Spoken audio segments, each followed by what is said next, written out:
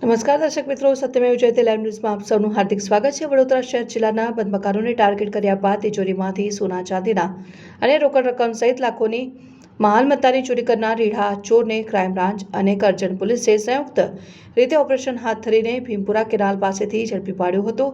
રીઢો આરોપી પકડાતા જિલ્લામાં થયેલી 6 ગરફોડના ભેદ ઉકેલાયા। કરજણ તાલુકાના સાંસ્કૃત ગામમાં તાજેતરમાં બંધ મકાનમાંથી 8.40 લાખની માલમત્તાની ચોરી થઈ હતી, જેની ફરિયાદ કરજણ પોલીસ સ્ટેશનમાં નોંધાઈ હતી।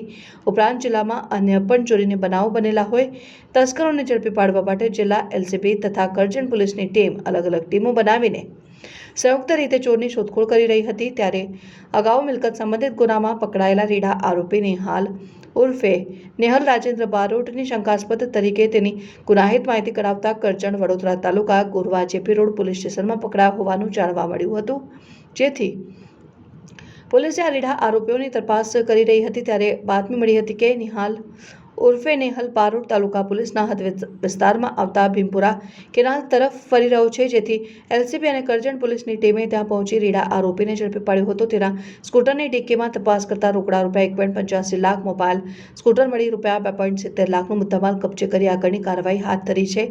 પોલીસ દ્વારા તેની પૂછપરછ કરતા કરજણ કોર્ટમાં મુદત પૂર્ણ થયા બાદ સાંસ્કૃત ગામે બંધ મકાનમાંથી ચોરી કર્યાની કબૂલાત કરી હતી।